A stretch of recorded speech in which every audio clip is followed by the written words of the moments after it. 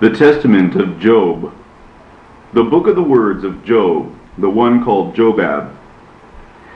Now on the day when, having fallen ill, he began to settle his affairs, he called his 7 sons and his 3 daughters, whose names are Tersi, Choros, Hayan, Nike, Phoros, Phiphe, Phoran, Hemera, Cassia, and Amathias horn.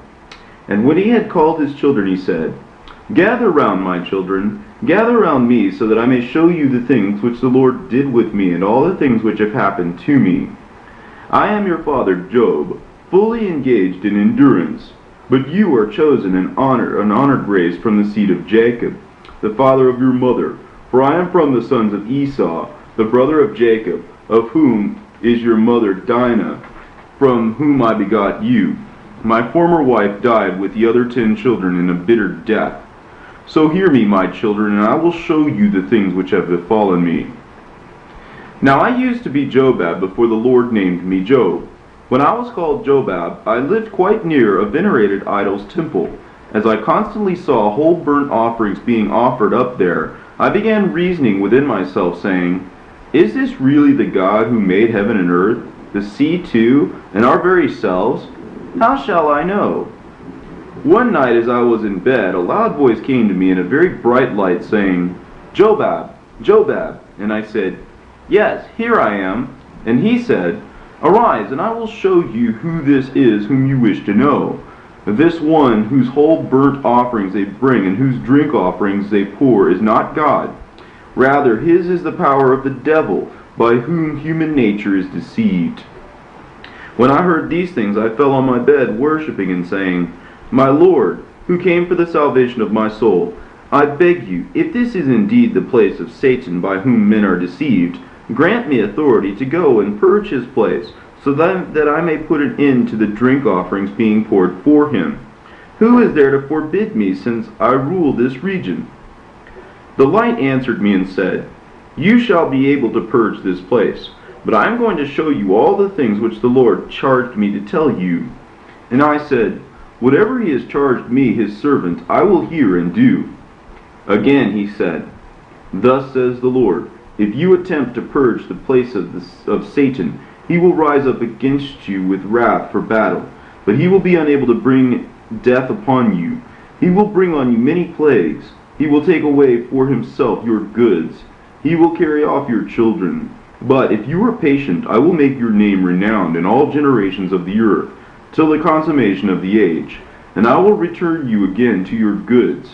It will be repaid to you doubly, so you may know that the Lord is impartial, rendering good things to each one who obeys.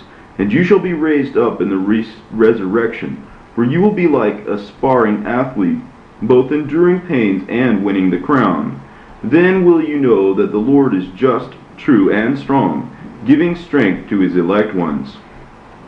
And I, my little children, replied to him, Till death I will endure. I will not step back at all. After I had been sealed by the angel when he left me, my little children, then having arisen the next night, I took 50 youths with me, struck off for the temple of the idol, and leveled it to the ground. And so I withdrew into my house, having ordered the doors to be secured.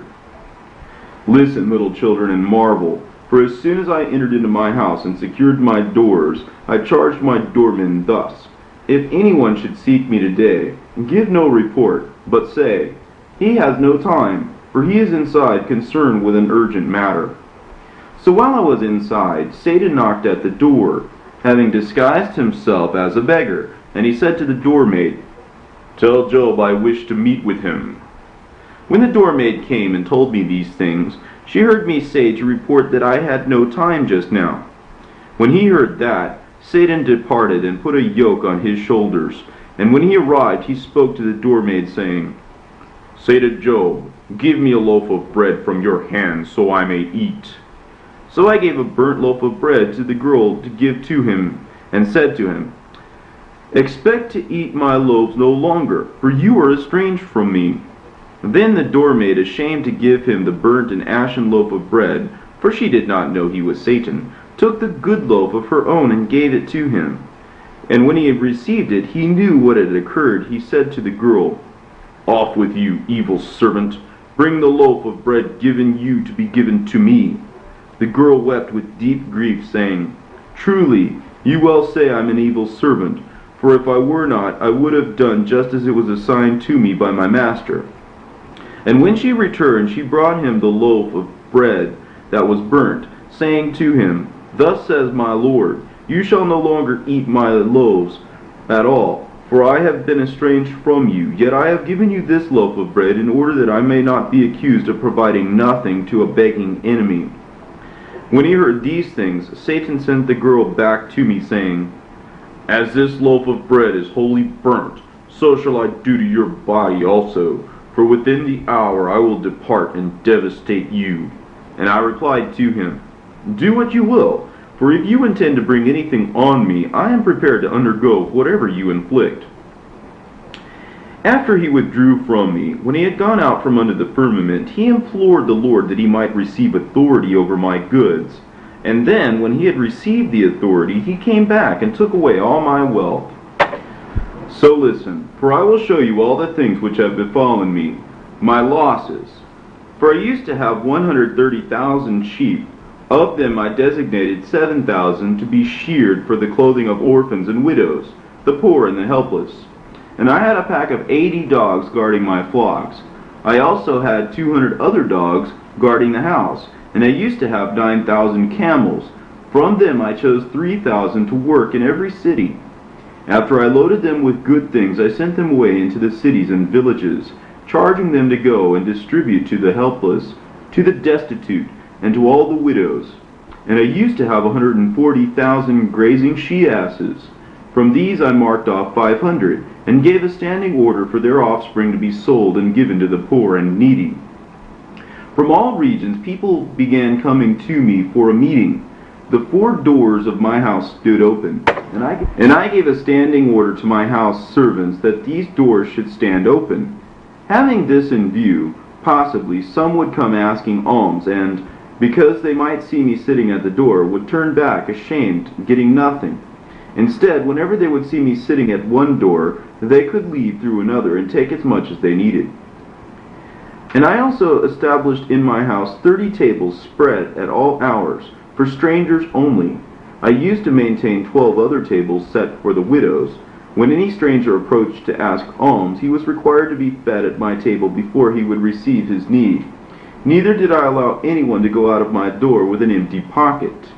I used to have 3,500 yoke of oxen, and I chose from them 500 yoke and designated them for plowing, and which they could do in any field of those who would use them. And I marked off their produce for the poor, for their table. I also used to have 50 bakeries from which I arranged for the ministry of the table for the poor. There were also certain strangers who saw my eagerness, and they too desired to assist in this service. And there were still others, at the time, without resources and unstable to invest a thing, who came and entreated me, saying, "We beg you, may we also engage in his service. We own nothing, however.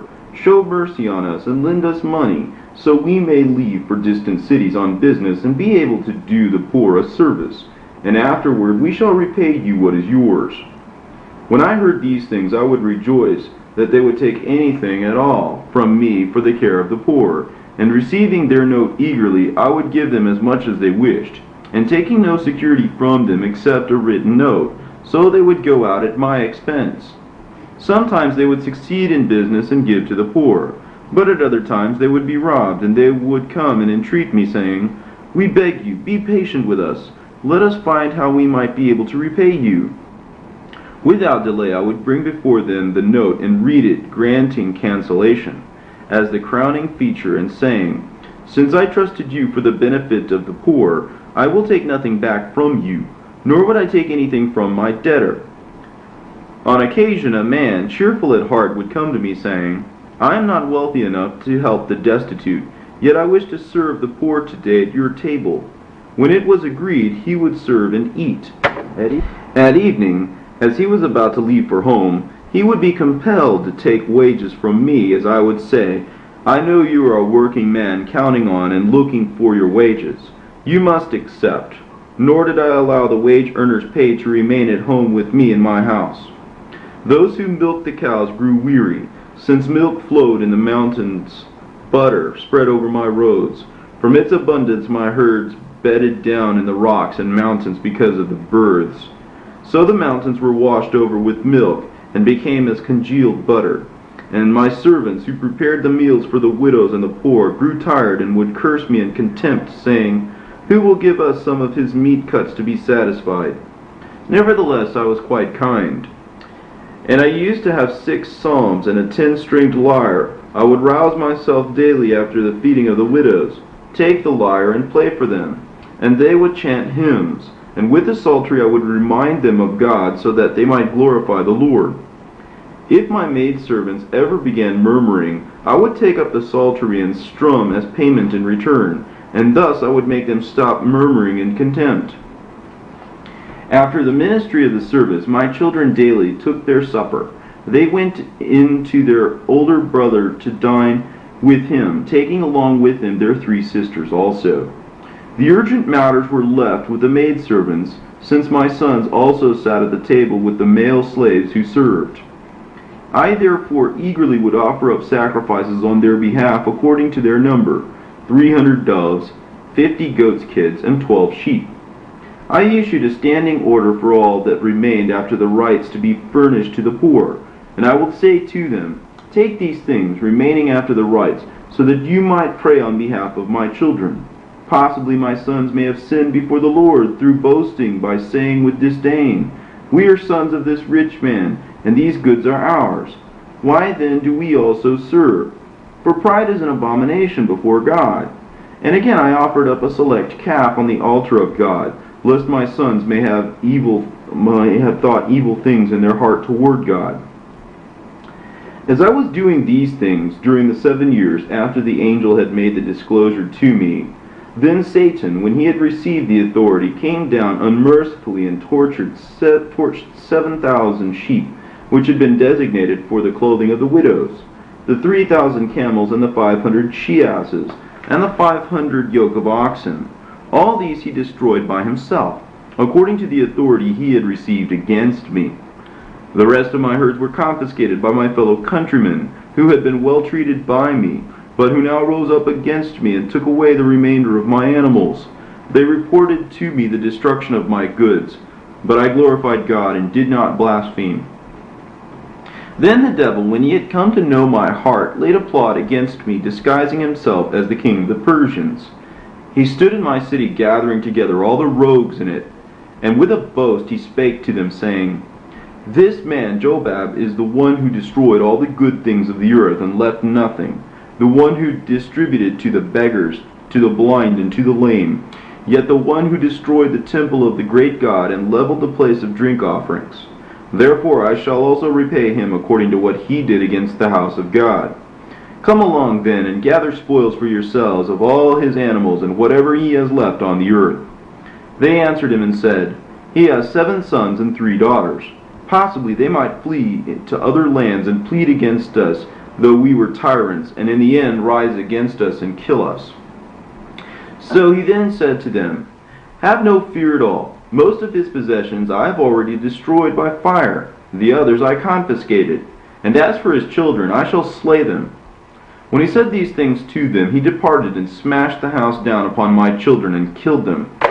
My fellow countrymen, when they saw that what was said truly happened, pursued and attacked me and began to snatch up everything in my house. My eyes witnessed cheap and worthless men at my tables and couches. I was unable to utter a thing, for I was exhausted, as a woman numbed in her pelvic region by the magnitude of birth pangs, remembering most of all the battle foretold by the Lord through his angel and the songs of victory which had been told to me. And I became as one wishing to enter a certain city to discover its wealth and gain a portion of its splendor, and as one embarked with cargo in a sea-going ship, seeing at mid-ocean the third wave and the opposition of the wind, he threw the cargo into the sea, saying, I am willing to lose everything in order to enter this city, so that I might gain both the ship and things better than the payload. Thus I also considered my goods as nothing compared to the city about which the angel spoke to me. When the final messenger came and showed me the loss of my children, I was deeply disturbed, and I tore my garments, saying to the one who brought the report, "How were you spared?" And then when I understood what had happened, I cried aloud, saying, "The Lord gave, the Lord took away. As it seemed good to the Lord, so it has happened. Blessed be the name of the Lord." So when all my goods were gone, Satan concluded that he was unable to provoke me to contempt. When he left me, he asked for my body from the Lord, so that he might inflict the plague upon me. Then the Lord gave me over into his hands to be used as he wished with respect to the body, but he did not give him authority over my soul. Then he came to me while I was sitting on my throne, mourning the loss of my children, and he became like a great whirlwind and overturned my throne. For 3 hours I was beneath my throne, unable to escape, and he struck me with a severe plague from head to toe. In great trouble and distress, I left the city, and I sat on a dung heap, worm-ridden in body. Discharges from my body wet the ground with moisture. Many worms were in my body, and if a worm ever sprang off, I would take it up and return it to its original place, saying, "Stay in the same place where you were put until you are directed otherwise by your commander." I spent 48 years on the dung heap outside the city under the plague, so that I saw with my own eyes my children, my wife, carrying water into the house of a certain nobleman as a maidservant, so she might get bread and bring it to me. I was stunned, and I said, "The gall of these city fathers! How can they treat my wife like a female slave?" After this I regained my senses. After 11 years they kept even bread itself from me, barely allowing her to have her own food. And as she did get it, she would divide it between herself and me, saying with pain, "Woe is me! Soon he will not even get enough bread."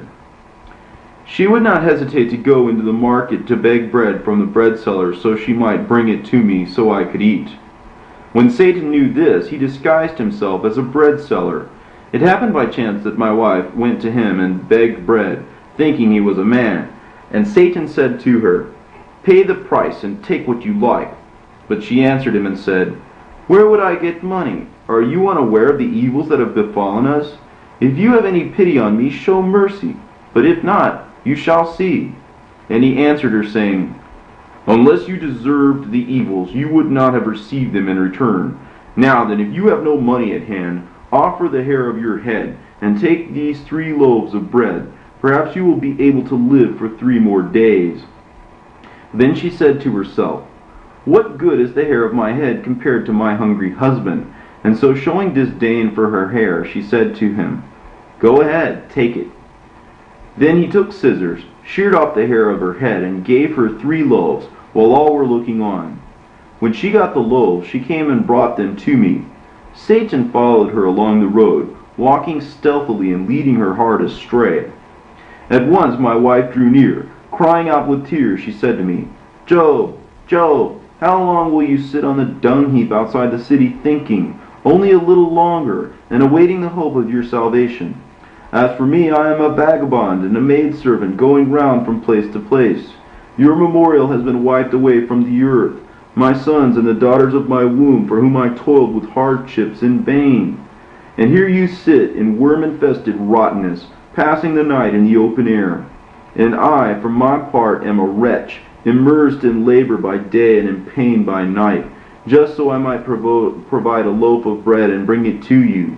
Any more I barely receive my own food, and I divide that between you and me, wondering in my heart that it is not bad enough for you to be ill, but neither do you get your fill of bread. So I ventured unashamedly to go to the market, even if I was pierced in my heart to do so. And the bread seller said, 'Give money, and you shall receive.' But I also showed him our straits, and then heard from him, 'If you have no money, woman, pay with the hair of your head, and take 3 loaves. Perhaps you will live for 3 more days.' Being remiss, I said to him, 'Go ahead, cut my hair.' So he arose and cut my hair disgracefully in the market, while the crowd stood by and marveled. Who is not amazed that this is Citis, the wife of Job, who used to have 14 draperies sheltering her chamber, and a door within doors, so that one was considered quite worthy merely to gain admission to her presence? Now she exchanges her hair for loaves. When camels loaded with good things used to go off into the regions of the poor, now she gives her hair in return for loaves. Look at her who used to keep 7 tables reserved at her house, at which the poor and alien used to eat. Now she sells outright her hair for loaves. See one who used to have a foot basin of gold and silver, and now she goes along by foot. Even her hair she gives in exchange for loaves. Observe this, is she who used to have clothing woven from linen and gold, but now she wears rags and gives her hair in exchange for loaves. See her who used her own to own couches of gold and silver, but now she sells her hair for loaves. Job, although many things have been said in general, I speak to you in brief. In the weakness of my heart my bones are crushed. Rise, take the loaves, be satisfied, and then speak some word against the Lord, and die. Then I too shall be freed from weariness that issues from the pain of your body. So I answered her, Look, I have lived 17 years in these plagues, submitting to the worms in my body, and my soul has never been depressed by my pains so much as by your statement, Speak some words against the Lord and die. I do indeed suffer these things, and you suffer them too, the loss of both our children and our goods. Do you suggest that we should say something against the Lord and thus be alienated from the truly great wealth? Why have you not remembered those many good things we used to have? If we have received good things from the hand of the Lord, should we not turn in turn to endure evil things? Rather, let us be patient till the Lord in pity shows us mercy.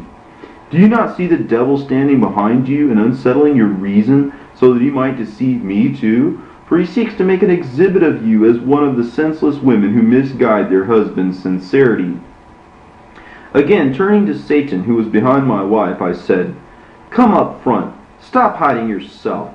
Does a lion show his strength in a cage? Does a fledgling take flight when it is in a basket? Come out and fight. Then he came out from behind my wife, and as he stood he wept, saying, Look, Job, I am weary and I withdraw from you, even though you are flesh and I a spirit. You suffer a plague, but I am in deep distress. I became like an athlete wrestling another, and one pinned the other. The upper one silenced the lower one by filling his mouth with sand and bruising his limbs. But because he showed endurance and did not grow weary, at the end of the upper one cried out in defeat. So you also, Job, were the one below and in a plague, but you conquered my wrestling tactics which I brought on you. Then Satan, ashamed, left me for 3 years. Now then, my children, you also must be patient in everything that happens to you, for patience is better than anything. After I had spent 20 years under the plague, the kings also heard about what had happened to me. They arose and came to me, each from his own country, so that they might encourage me by a visit. But as they approached from a distance, they did not recognize me, and they cried out and wept, tearing their garments and throwing dust. They sat beside me for 7 days and nights, and not one of them spoke to me. But it was not due to their patience that they were silent, but because they knew me before these evils when I had lived in lavish wealth. For when I used to bring out for them the precious stones, they would marvel, clapping their hands, and say, If the goods of our 3 kingdoms were gathered into one at the same place, they would be no equal to the glorious stones of your kingdom. For I was more noble than those from the east. But when they came to Alcetis, asking in the city, Where is Jobab, the king of all Egypt? They said to them about me, He sits on a dung heap outside the city. For 20 years he has not returned to the city. Then they asked about my goods, and the things which had befallen me were shown to them. When they heard that, they left the city, together with the citizens, and my fellow citizens showed me to them. But they remonstrated, saying, I was not Jobab. Since they were all quite in doubt, Eliphaz, the king of the Temanites, turned to me and said, Are you Jobab, our fellow king? And I wept, shaking my head and throwing dust on it, and I said to him, I am indeed. When they saw me shaking my head, they dropped to the ground in a faint, and their troops were disturbed at seeing their 3 kings collapsed on the ground, as if dead, for 3 hours. Then they arose and began saying to one another, We do not believe that this is he. Then they sat for 7 days reviewing my affairs, recalling my herds and goods, saying, Have we not known about the many good things sent out by him into the cities and the surrounding villages to be distributed to the poor, besides those established at his house? How then he has now fallen into such a deathly state?" And after 7 days of such considerations, Eliphaz spoke up and said to his fellow kings, "Let us approach him and question him carefully to see if it is really he himself or not." But since they were about half a stadion distance from me because of the stench of my body, they arose and approached me with perfumes in their hands, while their soldiers accompanied them, scattering incense around me so that they would be able to approach me.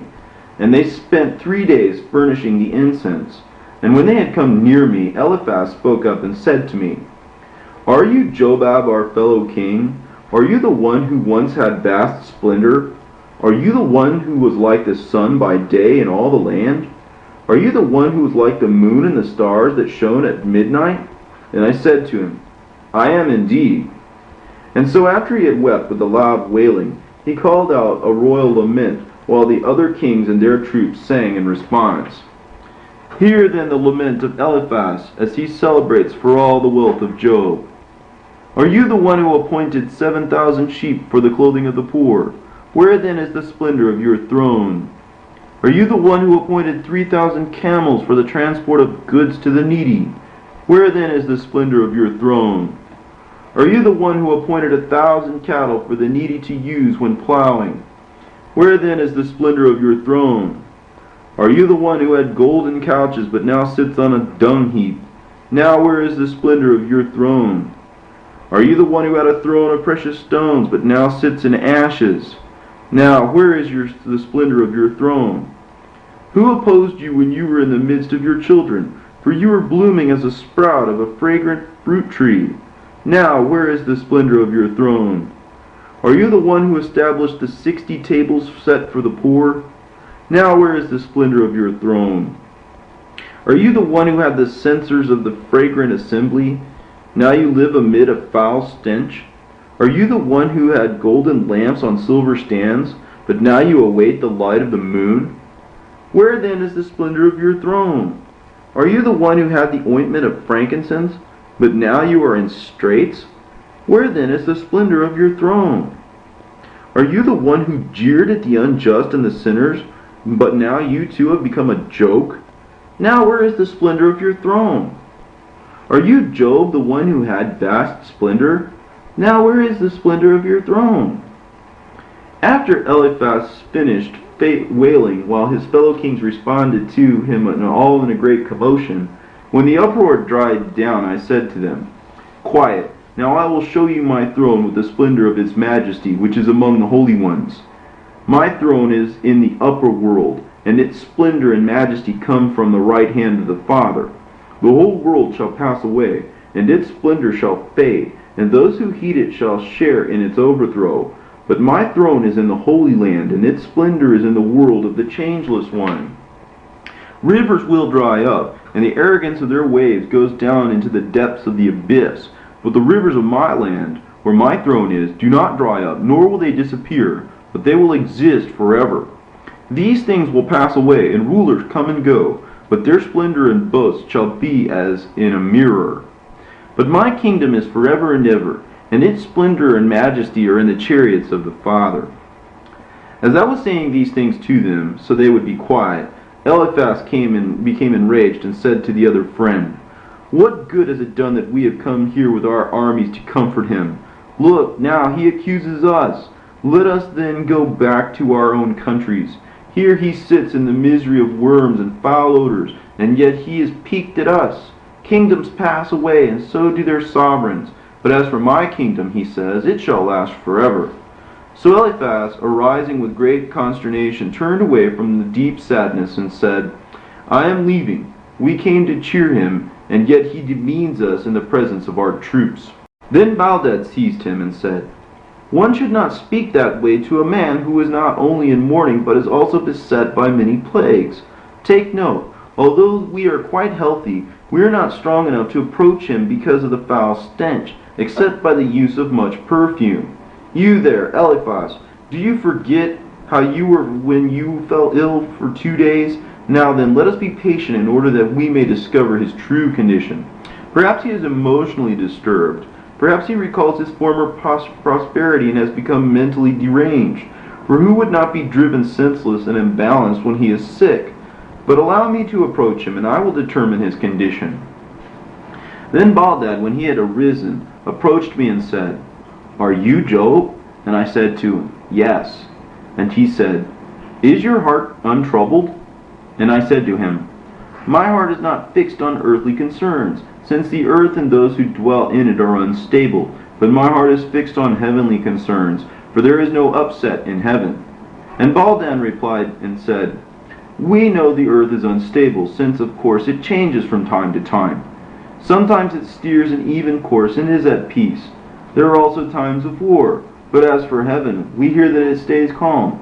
But if you are truly sound of mind, I will ask you about something. And if you answer me sensibly regarding the first query, I will ask you about a second matter. And if you answer me calmly, it will be clear that you are not emotionally disturbed." So he said, "In whom do you hope?" And I said, "In the God who lives." And again he said to me, "Who destroyed your goods or inflicted you with these plagues?" And I said, "God." And again he replied and said, "Do you hope upon God? Then how do you reckon him to be unfair by inflicting you with all these plagues or destroying your goods? If he were to give and then take away, it would actually be better for him not to have given anything. At no time does a king dishonor his own soldier who bears arms well for him, or who will ever understand these deep things of the Lord and his wisdom. Who dares to ascribe to the Lord injustice? Answer me this, Job. And again I say to you, if you are sound of mind, and have your wits about you, tell me why we see the sun on the one hand rising in the east and setting in the west, and again when we get up early we find it rising again in the east. Explain these things to me if you are the servant of God. And to all this I said, I do have my wits about me, and my mind is sound. Why then should I not speak out the magnificent things of the Lord? Or should my mouth utterly blunder regarding the Master? Never! Who are we to be busying ourselves with heavenly matters, seeing that we are fleshly, having our lot in dust and ashes? Now then, so that you may know that my heart is sound, here is my question for you. Food enters the mouth, then water is dunked through the same mouth and sent into the same throat. But whenever the two reach the latrine, they are separated from each other. Who divides them? And Baldad said, I do not know. Again I replied and said to him, if you do not understand the functions of the body, how can you understand heavenly matters? Then Sophar replied and said, we are not inquiring after things beyond us, but we have sought to know if you are of sound mind, and now we truly know that your intelligence has been unaffected. But what then do you wish us to do for you? Since we are traveling, we have brought along with us the physicians of our 3 kingdoms. Do you wish to be treated by them? Perhaps you will find relief. But I answered and said, my healing and my treatment are from the Lord, who also created the physicians. While I was saying these things to them, my wife Sidis arrived in tattered garments, fleeing from the servitude of the official she served, since he had forbidden her to leave, lest the fellow king see her and seize her. While she came, she threw herself at their feet and said, weeping, do you remember me, Eliphaz, you and your 2 friends? What sort of person I used to be among you and how I used to dress? But now look at my debut and my attire. Then, when they had made a great lamentation and were doubly exhausted, they fell silent, so that Eliphaz seized his purple coat, tore it off, and threw it about my wife. But she began to beg them, saying, I plead with you, order your soldiers to dig through the ruins of the house that fell on my children, so that at least their bones might be preserved as a memorial, since we cannot because of the expense. Let us see them, even if it is only their bones. Have I the womb of cattle or of a wild animal that my 10 children have died, and I have not arranged the burial of a single one of them? And they left to dig, but I forbade it, saying, do not trouble yourselves in vain, for you will not find my children, since they were taken up into heaven by the Creator their King. Then again they answered me and said, who then will not say that you were demented and mad when you say my children have been taken up into heaven? Tell us the truth now. And I replied to them and said, lift me up so I can stand erect. And they lifted me up, supporting my arms on each side. And when I had stood up, I sang praises to the Father. And the prayer that I said to them, Look up with your eyes to the east, and see my children crowned with the splendor of the Heavenly One." When she saw that, Sittis my wife fell to the ground worshipping, and said, "Now I know that I have a memorial with the Lord. So I shall arise and return to the city and nap a while, and then refresh myself before the duties of my servitude." And when she left for the city, she went to the cowshed of her oxen, which had been confiscated by the rulers whom she served, and she lay down near a certain manger, and died in good spirits. When her domineering ruler sought her, but could not find her, he went when it was evening into the folds of the herds, and found her sprawled out dead. And all who saw cried out in an uproar of lament over her, and the sound reached through the whole city. When they rushed in to discover what had happened, they found her dead, and the living animal standing about weeping over her. So bearing her in procession, they attended her burial, locating her near the house that had collapsed on her children. And the poor of the city made a great lamentation, saying, "Look, this is Sittis, the woman of pride and splendor. She was not even considered worthy of a decent burial." So then you will find in the miscellanies the lament made for her. Eliphaz and the rest sat beside me after these things, arguing and talking big against me, saying for 27 days that I had suffered this justly due to my many sins, and that there was no hope left for me. But I vigorously remonstrated. Filled with anger, they arose to leave in rage. Then Elihu implored them, saying, "Stay here till I clarify the issue for him. You held on some time while Job boasted himself to be a just man, but I will not hold on. From the start I too made lamentation for him, remembering his former prosperity. And here he now speaks out in boastful grandeur, saying that his throne is in heaven. Listen to me now, and I will tell you about his imaginary estate." Then Elihu, inspired by Satan, spoke out against me insulting words which are written down in the miscellanies of Eliphaz. After Elihu ended his arrogant speech, the Lord, having appeared plainly to me through a hurricane and clouds, spoke, and censured Elihu, showing that the one who spoke in him was not a human but a beast. And when the Lord spoke to me through the cloud, the four kings also heard the voice of him who spoke. After the Lord finished speaking to me, he said to Eliphaz, "You there, Eliphaz, you and your two friends, why did you sin? You have not spoken truly regarding my servant Job. Arise and have him offer up sacrifices on your behalf, so that your sin might be taken away. Except for him, I would have destroyed you." So they brought me these things for sacrifice, and I took them and made an offering on their behalf, and the Lord received it favorably and forgave their sin. Then when Eliphaz, Baldad, and Zophar knew that the Lord had shown them favor regarding their sin, but had not considered Elihu worthy, Eliphaz replied and spoke up with a hymn, while the other friends and their troops sang to him in response near the altar. Eliphaz spoke in this manner: "Our sins were stripped off, and our lawlessness buried. Elihu, Elihu, the only evil one, will have no memorial among the living. His quenched lamp lost its luster, and the splendor of his lantern will flee from him into condemnation. For this is the one of darkness and not of light, and the doorkeepers of darkness shall inherit his splendor and majesty. His kingdom is gone, his throne is rotted, and the honor of his tent lies in Hades. He loved the beauty of the snake and the scales of the dragon. Its venom and poison shall be his food.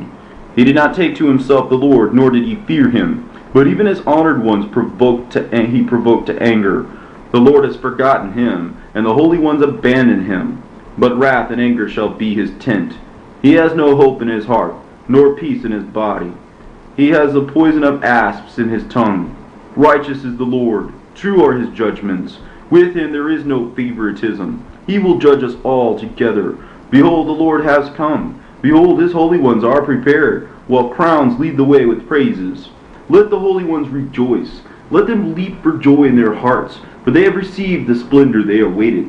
Gone is our sin, cleansed is our lawlessness, and the evil one Elihu has no memorial among the living." After Eliphaz ended the hymn, while all were singing in response to him and encircling the altar, we arose and entered the city, where we now make our home. And we held great festivities in the delight of the Lord. Once again I sought to do good works for the poor, And all my friends and those who had known me as a benefactor came to me, and they queried me, saying, What do you ask of us now? And remembering the poor again, to do them good, I asked them, saying, Let each one give me a lamb for the clothing of the poor who are naked. So then every single one brought a lamb and a gold coin. And the Lord blessed all the goods I owned, and he doubled my estate. And now, my children, behold, I am dying. Above all, do not forget the Lord. Do good to the poor. Do not overlook the helpless. Do not take to yourselves wives from strangers. Look, my children, I am dividing among you everything that is mine, so each one may have unrestricted control over his own share. And they brought forth the estate for distribution among the 7 males only, for he did not present any of the goods to the females. They were grieved and said to their father, Our father, sir, are we not also your children? Why then did you not give us some of your goods? But Job said to the females, Do not be troubled, my daughters. I have not forgotten you. I have already designated for you an inheritance better than that of your 7 brothers. Then, when he had called his daughter, who was named Hemorah, he said to her, Take this signet ring, go to the vault, and bring the 3 golden boxes, so that I may give you your inheritance. So she left and brought them back. And he opened them and brought out 3 multicolored cords, whose appearance was such that no man could describe, since they were not from earth, but from heaven, shimmering with fiery sparks like the rays of the sun. And he gave each one a cord, saying, Place these about your breast, so it may go well with you all the days of your life. Then the other daughter, named Cassia, said to him, Father, is this the inheritance which you said was better than that of our brothers? Who has any use for these unusual cords? We cannot gain a living from them, can we? And their father said to them, Not only shall you gain a living from these, but these cords will lead you into the better world, to live in the heavens. Are you then ignorant, my children, of the value of these strings? The Lord considered me worthy of these in the day in which he wished to show me mercy and to rid my body of the plagues and the worms. Calling me, he furnished me with these 3 cords and said, Arise, gird your loins like a man. I shall question you, and you answer me. So I took them and put them on, and immediately from that time the worms disappeared from my body, and the plagues too. And then my body got strength through the Lord, as if I actually had not suffered a thing. I also forgot the pains in my heart, and the Lord spoke to me in power, showing me things present and things to come. Now then, my children, since you have these objects, you will not have to face the enemy at all, but neither will you have worries of him in your mind, since it is a protective amulet of the Father. Rise then, gird yourselves with him before I die, in order that you may be able to see those who are coming for my soul, in order that you may marvel over the creatures of God. Thus, when the one called Hemorah arose, she wrapped around her own string, just as her father said, and took on another heart, no longer minded toward earthly things, but she spoke ecstatically in the angelic dialect, sending up a hymn to God in accordance with the hymnic style of the angels. And as she spoke ecstatically, she allowed the Spirit to be inscribed in her garment. Then Cassia bound hers and had her heart changed, so that she no longer regarded worldly things. And her mouth took on the dialect of the archons, and she praised God for the creation of the heights. So if anyone wishes to know the creation of the heavens, he will find it in the hymns of Cassia. Then the other one also, named Amalthea's horn, bound her cord, and her mouth spoke ecstatically in the dialect of those on high, since her heart also was changed, keeping aloof from worldly things. For she spoke in the dialect of the cherubim, glorifying the Master of virtues by exhibiting their splendor. And finally, whoever wishes to grasp a trace of the paternal splendor will find it written down in the prayers of Amalthea's horn. After the 3 had stopped singing hymns, while the Lord was present, as was I, Nereus, the brother of Job, and while the holy angel was also present, I sat near Job on the couch, and I heard the magnificent things, while each one made explanation to the other. And I wrote out a complete book of most of the contents of the hymns that issued from the 3 daughters of my brother, so that these things would be preserved. For these are the magnificent things of God. After 3 days, as Job fell ill on his bed, without suffering pain, however, since suffering could no longer touch him on account of the omen of the sash he wore. After those 3 days, he saw those who had come for his soul, And rising, immediately he took a lyre and gave it to his daughter Hemra. To Cassia he gave a censer, and to Amalthea's horn he gave a kettle drum, so that they might bless those who had come for his soul. And when they took them, they saw the gleaming chariots which had come for his soul, and they blessed and glorified God, each one in her own distinctive dialect. After these things, the one who sat on the great chariot got off and greeted Job as the three daughters and their father himself looked on, though certain others did not see. And taking the soul, he flew up, embracing it, and mounted the chariot and set off for the east. But his body, prepared for burial, was borne to the tomb, as his three daughters went ahead, girded about and singing hymns to God. And I, Nereus, his brother, with the 7 male children, accompanied the poor and the orphans and all the helpless. We were weeping and saying, Woe to us today, a double woe. Gone today is the strength of the helpless. Gone is the light of the blind. Gone is the father of the orphans. Gone is the host of strangers. Gone is the clothing of widows. Who then will not weep over the man of God? And as soon as they brought the body to the tomb, all the widows and orphans encircled about, forbidding it to be brought into the tomb. But after 3 days they laid him in the tomb in a beautiful sleep, since he received a name renowned in all generations forever. Amen.